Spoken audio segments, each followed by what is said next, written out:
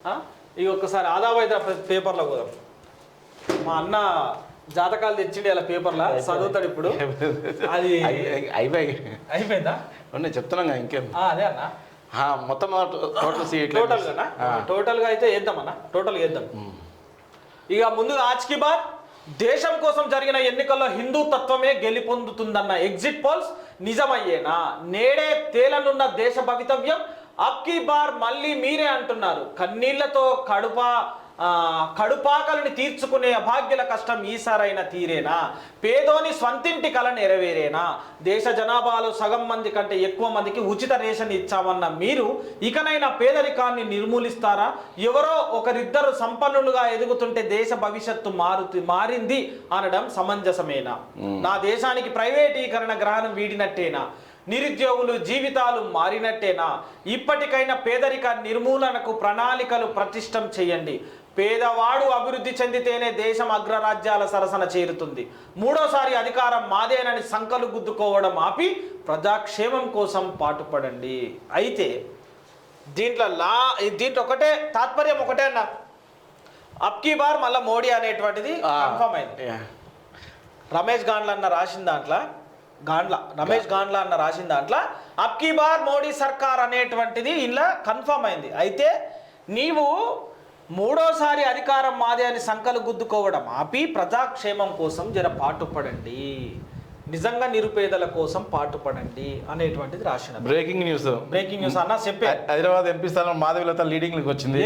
అసదుద్దీన్ ఓవైసీ వెనకబడి ఒక్కసారి అసదుద్దీన్ని దింపితే నేను నిజంగా చెప్తున్నా, వ్యక్తిపరంగా నాకు ఈ పార్టీ పరంగానో ఆమె పరంగానో కాదు. ఎందుకంటే హైదరాబాద్ ఉన్నటువంటి నిరుపేద ముస్లింల బతుకులు మారాలనేది వంటిది ఒక ఛాన్స్ ఇద్దామని ఆలోచన. అంతే ఆడ స్కూళ్ళు కానీ పని చేస్తారన్న చిన్న చిన్న పిల్లలు. నాకు చిన్న పిల్లలు చదవకపోయినా పని చేసినా తట్టుకోలేనన్నా, నాతో కాదన్నా. మీరు ఏమన్నా ఎందుకంటే నేను ఆడికెళ్ళి వచ్చినాను. 40 సంవత్సరాల నుంచి వాళ్ళే పట్టుకొని ఉంటే మిగతా వాళ్ళు ఉండాలి ఛాన్స్ అనేది. నువ్వు మంచిగా చేస్తే నేను నిజంగా అసదుద్దీన్ సాబ్ నేను అసలు అడగకనే పోదు, నెత్తిలో పెట్టుకుందాం. నెత్తిలో పెట్టుకుంటున్నాను. హైదరాబాద్ లో మొత్తం 7 కాడ అంతా వల్గర్ చేసిరు. ఊహించిన విధంగా వెనకబడి పెట్టాడు. ఇంకా అసదుద్దీన్ ఎంపీ వెనకబడ్డాడు. మాజీ ఎంపీ అందమా ఎంపీ అని అందుకే ఇప్పుడు నువ్వు చదివిన దాన్ని బట్టి చూస్తే ఇక మాధవిలత ఇట్లా అంటది కాబట్టి జిటిక్ అని. ఇక మాధవిలత ముందంజలు ఉందంట. ఇక ఈటల రాజేందర్ అన్న కూడా ముందంజల ఉండబోతాడు మధ్యాహ్నం కల్లా రిజల్ట్స్. ఇక భువనగిరికి సంబంధించినటువంటి విషయంలో కూడా డాక్టర్ బూర నర్సయ్య గౌడ్ బీజేపీ నుంచి, క్యామ మల్లేషు బీఆర్ఎస్ నుంచి, కాంగ్రెస్ నుంచి చామాల కిరణ్ కుమారు ఇక చామాల కిరణ్ కుమార్ రెడ్డే ఇక ఈయన రేవంత్ అన్నకు అతి దగ్గర కాబట్టి ఆయనకు టికెట్ ఇచ్చిండు. ఇదే టికెట్ కనుక తీన్మార్ మల్లన్నకి ఇచ్చుంటే టఫ్ ఉండేది అప్పుడు, స్కోప్ ఉండేది. తీన్మార్ మల్లన్నకి ఇచ్చుంటే అది సినిమా వేరుండేది ఆడ. అందుకే అంటున్నా గెలిచేటోళ్ళకి ఇవ్వకుండా రేవంత్ అన్న చేసినటువంటి పని ఇది. పోకపోతే ఇక రేవంత్ అన్న ఒక్కరినే అనొద్దులే, ఎందుకంటే అందులో ఉన్నటువంటి పెద్ద గుర్రాలు ఉన్నాయి, గౌడ్ బర్రెలు ఉన్నట్టున్నాయి. అలా వాళ్ళు కూడా ఏం చెడగొట్టిరోనే కళ్ళ వేయడానికి ప్లాన్ చేసిన ఏదో ప్లాన్ చేసి రీడా చూద్దాం ఏమవుతుంది ఏందనేది చూడాలి, తెలిసిందే. ఇక మల్కాజ్గిరికి ఏమో ఇట్లా, భువనగిరికి ఏమో అట్లా. ఇక నాగర్ కర్నూలు విషయానికి వస్తే ఆర్ఎస్ ప్రవీణ్ కుమార్ అన్న ఒకటి, ఆయన పేరు ఈయనే ఇలా పేరు గుర్తురాదు పాడరా ఇక్కడ కొత్త నాగర్ కర్నూలు అన్న గాలి నవీన అని బీజేపీ నుంచి, బీజేపీ క్యాండిడేట్ రాదు ఇక చిట్టా పాపాల చిట్ట ఉంది మా అన్నదారాగో పేపర్ మీద. నాగర్ కర్నూలు ముగ్గురు ఉంటారు కానీ బీజేపీ నుంచి ఆయన పేరు మల్లు వాళ్ళ బట్టి సాబ్ వాళ్ళ బ్రదరు తమ్ముడు మల్లు రవి. నాగర్ కర్నూలు కాంగ్రెస్ పార్టీ నుంచి మల్లు రవి, బీఆర్ఎస్ నుంచి ఆర్ఎస్ ప్రవీణ్, బీజేపీ నుంచి పోతిగంటి భరత్. బీజేపీ నుంచి ఆయన ఎందుకు అవుతుంది? నాగర్ కర్నూలు పోతిగంటి భరతేనా? రాముల వాళ్ళ కొడుకు. మొన్న ఇల్లు సీజ్ చేసిరు, గొడవ అయింది ఆయననే. ఇక భగత్ సింగ్ లానే మీసాలు మేలేస్తుంటాడు ఆయనకు కదా ప్రచారం ఆయన చేసిన చెన్నై నుంచి వచ్చి చూసినావా అన్నమలై అన్నమలై మామూలు కదమ్మా. అయితే అన్నమలై వచ్చిందంటే మాత్రం ఆడ ఎఫెక్ట్ పడుతుంది. వచ్చింది ఆయన యువకులు మొత్తం ఆడ సైడ్ ఉన్నారు. ఉన్నాడా చలో భారత్కి వేసుకుందాం ఇక కౌంటింగ్ అటు ఇటు కానీ అన్న ఇప్పుడు బీఆర్ఎస్ లా కొంచెం మైనస్ ఉందన్న. స్థానికంగా ఓటింగ్ లేదు బీఆర్ఎస్ కి లేదు, యూత్ ఉన్నది ఇంకోటి మల్లురాయి కూడా ఏరు వృద్ధ జంపు లేదన్న ఏరు ఆడ ఇప్పుడు లేదు, అంత లేదు సీన్ అంత లేదు. ఇక మెదక్ నుంచి చెప్పాలి నువ్వే చెప్పాలి మెదక్, ఎందుకంటే మీకు రఘునందన్ దోస్త్ కాబట్టి. బీజేపీ నుంచి రఘునందన్ రావు, మాధవనేని రఘునందన్ రావు. బీఆర్ఎస్ నుండి వెంకటరామరెడ్డి మాజీ ఐఏఎస్ కలెక్టర్, నీలం మధు కాలు మొక్కిన కలెక్టర్ కేసీఆర్ కాలు మొక్కిన కలెక్టర్ బీఆర్ఎస్ నుంచి మెదక్ నుంచి ఎంపీ బార్లో ఉన్నాడు.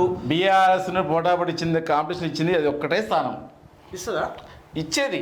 ఇక గెలుస్తాగిలో తర్వాత వచ్చిన పోటీ అమ్మ అంటుందానే బీజేపీకే ఇచ్చిందని తెలుస్తుంది అంతే. రఘునందన్ మరి నీలం మధు థర్డ్ ప్లేస్కి వచ్చేసిన.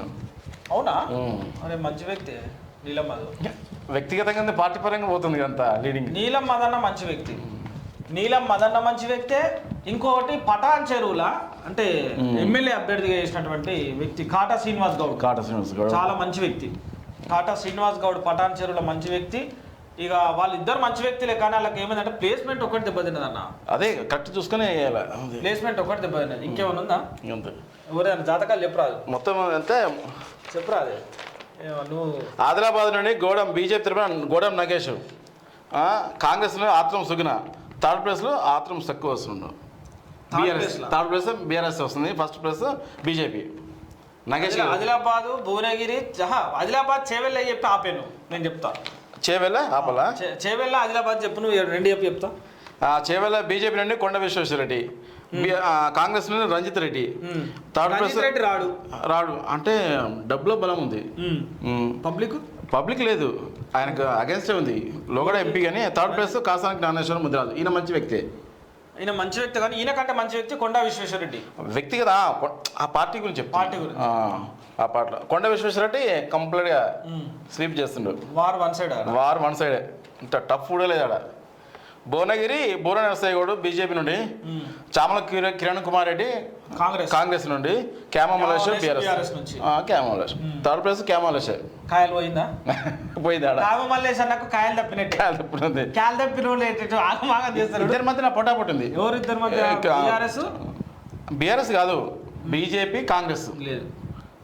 కిరణ్ కుమార్ రెడ్డి ఈయనకు గుర్తింపు లేదంటే గుర్తింపు లేకుండా కానీ వాడు రెడ్డి పార్టీ పరంగా నల్గొండ రెడ్ల అదే కదా చెప్తలేను, అందుకే ఆ మాట నల్గొండ రెడ్లది ఏదో కొంచెం ఎఫెక్ట్ ఉంటుంది, పోటీకి వస్తుంది. కానీ డాక్టర్ సాబ్ వేయాల నర్సయ్య గౌడ్ సాబ్ ఇక్కడ టైట్ ఉంది, కాస్త టైట్ ఉంది కానీ బూర నర్సయ్య గౌడ్ జర్ర కొంచెం బయట పడతాడేమో అనిపిస్తుంది. హైదరాబాద్ ఓవైసీకే మా ఎక్కువ శాతం. కానీ ఇక మళ్ళా మహిళా ఓటర్లు కనుక తిరిగిర్రే అనుకో ముస్లిం సోదరిమణులు, అది అక్కడ వచ్చింది కటం దెబ్బనే. యోగి చెప్తే ఎట్లా కూర్చుంటాడు అసదుద్దీన్ ఓవైసీ పార్లమెంట్ లో బయట అనగా సపడే కూర్చుంటాడు. అట్లా అవుతుంది. Karimnagar Bandi Sanjay perfect. Third place Bandi Sanjay, Boinapalli Vinod Kumar, Velisala Rajender third place. First place Sanjay, second place Boinapalli Vinod Kumar. ఆయన ఆల్రెడీ ఒప్పుకున్నాడు వినోద్ కుమార్. ఈసారి మొత్తం బీజేపీ ఉంది, మోడీ అంటాడు చెప్పండి. అక్షంతాలు అన్ని తిరిగినాయి, అక్షంతాలు తిరగలే. అవును. అయోధ్య నుంచి రామ మందిరానికి సంబంధించిన ఇంకొకటన్నా చిన్న బ్రేక్. ఇంకొకటి 500 ఏళ్ల నుంచి కూడా రామ మందిరాన్ని ఏ పార్టీ చేయలేకపోయింది. అవును. ఎందుకు? ఓట్ బ్యాంకింగ్ కోసం. కాంగ్రెస్ పార్టీ అధికారంలో ఉన్నప్పుడు, సోనియా గాంధీ నాయకత్వంలో ఉన్నప్పుడు ఎవరినే మన్మోహన్ సింగ్, ఇంకోరు ఎందుకు చేయలేకపోయింది? రామ మందిరం విషయంలో ఎందుకు చేయలేకపోయింది చెప్పు. అయోధ్యకు 22 మంది లాయర్లను గవర్నమెంట్ తరఫున రామ మందిరం వ్యతిరేకంగా కాంగ్రెస్ పార్టీ చేసినటువంటి ఇగో ఇది 22 మంది లాయర్లు. మీకు గుడిల గురించి బడుల గురించి ఎందుకే మీకు బలుపు కాకపోతే రామ మందిరం గురించి వ్యతిరేకంగా ఇయ్యొద్దు, అది బాబ్రీకే సంబంధించినటువంటి విషయం అని చెప్పి వ్యతిరేకంగా పోరాటం చేపించినటువంటి వ్యక్తులు కాంగ్రెస్ పార్టీ. శ్రీలంక భారతి ఉంది కదా, బ్రిడ్జ్ bridge. దాన్ని కూడా వ్యతిరేకంగా ఇప్పుడు ఏడవంటే దెబ్బ పడుతుంది. రాముని గుడి విషయంలో జోలికి రావద్దు అంటే ఉల్టా ఏ పోతే మీకేమే పంగనామా. ఇప్పుడు మోదీ చేసినటువంటి పని చరిత్రలో నిలిచిపోయినటువంటి 5 అసలు 500 ఏళ్ల చరిత్ర. అవును, 500 ఏళ్ళ కానుండి కాలే అలాంటి ప్రాబ్లంను సునాయాసంగా ఒక్క చిన్న గొడవ కాకుండా ఎక్కడ పెట్టాలి 370 జీవో ఆర్టికల్ తీసేసి చూడు జమ్మూ కాశ్మీర్. మరి అక్కడ కూడా పీఓకే కూడా మాకు సంబంధం లేదు ఇతర భూభాగం అని చెప్పి పాక్ ఒప్పుకుంది. అవును, నిన్నే ఒప్పుకుంది. అవును, మధ్యప్రదేశ్ హైకోర్టులో. అవును, అక్కడ ఏడికి వచ్చింది చూడరు కథ. ఇంకోసారి బీజేపీ వస్తే ఖచ్చితంగా పీఓకే మనదే. ఇక నెక్స్ట్ మళ్ళీ మోదీ చేసేటువంటి పనులు కూడా ఏమో ఉన్నాయన్నా. ద్వారకది ఒకటి, కాశీల జ్ఞానవాపి మందిరానికి సంబంధించింది. అవును, అదేనా. అంటే హిందూ సాంప్రదాయ ప్రకారము దేవుళ్ళను పూజించేటువంటి విషయంలో ఇవి చేస్తాడు. ఒకటి, భారత ఆర్మీని కాపాడుకునే దిశగా కూడా ఇతర ఉగ్రదాడులు కానీ ఈ మతోన్మాదులు కానీ ఈ కొడుకులు ఎవ్వడు కూడా భారతదేశం సరిహద్దులకు రావాలంటే ఉచ్చబోసుకున్నట్టు చేసిండు. మహబూబ్నగర్లో డీకే అరుణ బీజేపీ చల్ల వంశచంద్ర గద్వాల మంచి పేరు ఉంది. ఆమె విన్ డీకే అరుణ. మా అన్న ఇట్లా రాసుకొచ్చింది అనుకున్నా. చూసా చెప్తున్నా ప్రజలారా, రాత్రి అంతా కూడా ఈయనకు మబ్బుల నేను 3 గంటలు లేచినప్పుడు ఒకసారి వాట్సాప్ లో చూసిన గుడ్ మార్నింగ్ అని పెట్టుకుందామని. అయితే అప్పటికి ఆన్లైన్ లోనే ఉన్నాడు. ఈయనకు ఏంటంటే రేపు పొద్దున ఒకటి గెలుస్తాడు, ఏమైతుంది ఏంది ఇదే ఉంది ఆయనకు టెన్షన్. మహబూబ్నగర్ డీకే అరుణ జయజయమేనా ఫుల్ టాప్ ఇచ్చిన రేవంత్ రెడ్డి ఎన్నిసార్లు కనీసం ఒక మళ్ళీ వంశీచందర్ రెడ్డి ఉండే వంశీచంద్రుడు జర యూత్ లో మంచి పేరు ఉంది కానీ అదే ఢిల్లీకి సంబంధించిన వ్యక్తి అయిపోయిండు. ఎక్కువ స్థానికంగా ఉండలేకపోయిన అతను, ఎక్కువ తెలియదు అతను. ఢిల్లీ స్థాయిలో అయితే ఢిల్లీ స్థాయి రాజకీయాలు థర్డ్ ప్లేస్కి వచ్చాయి. ఎందుకంటే మన ఢిల్లీలో గెలిచి అదే కదా ఇప్పుడు ఢిల్లీ రాజకీయం అంటే అది. మహబాద్ లో కాంగ్రెస్ బలరాం నాయక్, మాలవతి కవిత, అజ్మీరా సీతారాం నాయక్. ఎవరు బీజేపీ ఏం చేయలేదు, థర్డ్ ప్లేస్ వచ్చిన. అందుకే ఏం చేయలేదు. అజ్మీర్ సీతారాం నాయక్ ఏం చేయలేదు. బలరాం నాయక్ కాంగ్రెస్ వచ్చేది తినవుంటది ఇట్లా తిరుగుడు లేదు. ఖమ్మంలో కాంగ్రెస్ రామ సహాయం రఘురామ్ రెడ్డి ఆయన perfect full majority. Raghuram Reddy Nama Nageswara Rao BRS. Second place BRS ఆడ. వీళ్ళిద్దరు టఫ్ అవుతారా? ఎవరిద్దరు? నామనాగేశ్వరరావుకి రామ సహాయం ఏం లేదు, టఫ్ ఏం లేదు. రామ సహాయం గన్ షాట్. తాండ్రా వినోదరావు కొద్దిగా పోటీ పడ్డాడు. బీజేపీ ఓటింగ్ ఆడ లేదు. ఖచ్చితంగా ఈసారి కనీసం 15 నుండి 20% వచ్చే గెయిన్ చేసే అవకాశం. తాండ్రా వినోదరావు నాకు తెలిసి కూడా ఖమ్మంలో కాంగ్రెస్, ఎందుకంటే పొంగులేటి సీనన్న కూడా. అవును, కాంగ్రెస్ మెజారిటీ కూడా 1,00,000 పైన వస్తున్నా ఉంచిన.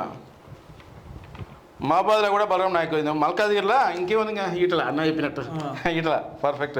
నాగర్ కర్నూలు మల్లు రవి, పోతిగంటే భరత్, ఇద్దరి మధ్యలో ఫుల్ కాంపిటీషన్ ఉంది. పోతిగంటే భరత్ మల్లు రవికే ఎడ్జ్ ఉంది. ఎందుకంటే మల్లు రవి రాడే. చూద్దాం 50-50 అని పెట్టినావు ఆల్రెడీ. 50-50 ఛాన్స్ పెట్టిన అన్న ఆల్రెడీ చూసినావా? 50-50 అని. Nalgonda Congress Kunduru Raghuveer Reddy, Kancharla Krishna Reddy BRS. Third place Shanampudi Saidi Reddy. అంటే ఈడ కూడా సెకండ్ ప్లేస్ బీఆర్ఎస్. ఆడ గన్ షాట్ నల్గొండల కాంగ్రెస్.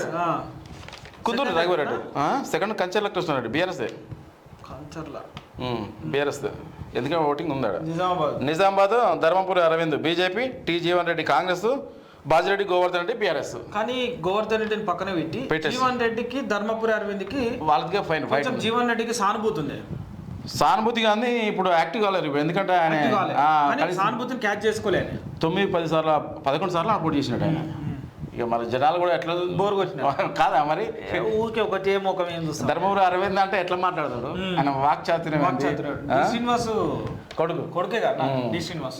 ఆయన వాళ్ళ డాడీ టికెట్లు ఇచ్చిన వాళ్ళు అప్పట్లో 2 సార్లు పిసిసి ప్రెసిడెంట్. ఉమ్మడి ఆంధ్రప్రదేశ్ లో పిసిసి అధ్యక్షుడు డి శ్రీనివాస్ అంటే ఊరిని 2 సార్లు కాంగ్రెస్ గవర్నమెంట్ తీసుకొచ్చిండు కదా, కాంగ్రెస్ పార్టీని. సీఎం అయ్యే క్యాండిడేట్ కానీ ఎట్లయితుందా అంటే రాజశేఖర్ హవా నడిచినప్పుడు. పెద్దపల్లి గడ్డమ్మ వంశీకృష్ణ కాంగ్రెస్, గోమాస్తా శ్రీనివాస్ వాళ్ళ కొడుకు వివేక్ వెంకట స్వామి గారి సుపుత్రుడు.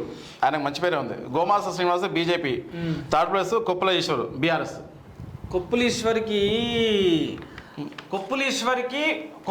మంచోడే కానీ ఆయనని గలీజ్ చేస్తారా వీళ్ళు వాడుకుంటారు కొప్పులీశ్వర్ అసలు నిజంగా మంచోడే ఆయనని గలీజ్ చేస్తారు ఎందుకంటే కొప్పులీశ్వర్ అలా అల్లుడు మనకు దగ్గర వ్యక్తి నేను చూసిన అన్నట్టు దగ్గరగా సికింద్రాబాద్ బీజేపీని కిషన్ రెడ్డి బీఆర్ఎస్ నుండి పద్మారావు గౌడ్ కాంగ్రెస్ దానం సికింద్రాబాద్ ఏం లేదు దానం నాగేందర్ మర్చిపోయారు సికింద్రాబాద్ ఏం లేదు అంటే ఇతను బీసీ ఓటింగ్ పడుతున్న ఉన్నది బీసీ ఏం లేదు మైనార్టీ ఓటింగ్ పడుతుంది దానం నాగేందర్కి వేయరు ఇగో ఏమున్నా గుర్తుపెట్టుకో పద్మారావు గౌడ్ కిషన్ రెడ్డి ఇది సిట్టింగ్ సీటు కిషన్ రెడ్డికి ఇలా కూడా టఫ్ ఫైట్ ఉందన్నా కిషన్ రెడ్డి టఫ్ ఉంది పద్మారావు గౌడ్కి వీళ్ళకి టఫ్ ఉంది బీజేపీ జహీరాబాద్ బీజేపీ నుండి బీబీ పాటేలు ఐఎన్సీ కాంగ్రెస్ నుంచి Suresh Shetkar third place BRS Gali Anil Kumar BRS third place second place Suresh Shetkar BB పార్టీలో వచ్చే ఛాన్స్ ఎక్కువ ఉంది ఫుల్ మెదకు రఘునందన్ రావు అనుకునే ఇప్పుడు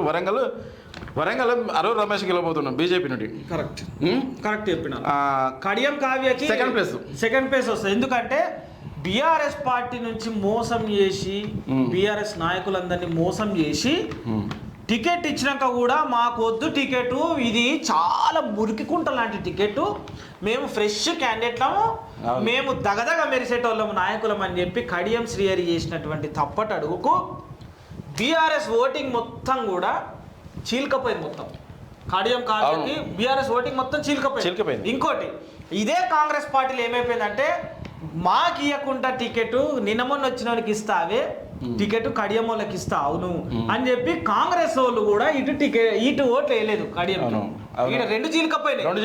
రెండు చీల్కపోయి ఆరూరు రమేష్ కన్నా ఇక బీఆర్ఎస్ నుంచి ఈయన సుధీర్ కుమార్ అయితే సుధీర్ కుమార్కి ఎందుకు ఓటు వేయలేకపోయారంటే ఈడ కూడా చెప్తాను తెలంగాణ అసోసియేషన్ ఉన్నాడు కానీ ఆయనకి ఏమైపోయింది అంటే పబ్లిసిటీ కాలే కానీ ఆయన మంచి వ్యక్తి కానీ పబ్లిసిటీ కాలేదు అయితే దీని దెబ్బకి ఏమైపోతుంది అంటే ఆరూరి రమేష్ కి ఆర్థికంగా జర బలపడినోడు ఇక ఏదున్నా సరే కలుపుకొని పోయేటువంటి వ్యక్తి కాబట్టి ఆరూరి రమేష్ ని ఆయన కూడా అవినీతి ఆరోపణలు ఉన్నాయి కానీ బీజేపీ నుంచి మోదీ హవాలా ఆరూరి రమేష్ కొడతాడు కడియం కావ్య చేసిన అలజడి బీఆర్ఎస్ నుండి వచ్చే ఛాన్స్ ఉండే అనవసరంగా చేంజ్ చేస్తున్నారు బీజేపీ నుండి పక్కా పర్ఫెక్ట్ గెలిచేది 8 సీట్లన్నా ఇక ఆల్మోస్ట్ అంటే 11 దాకా ఇప్పుడే చెప్పు మరి ఓకే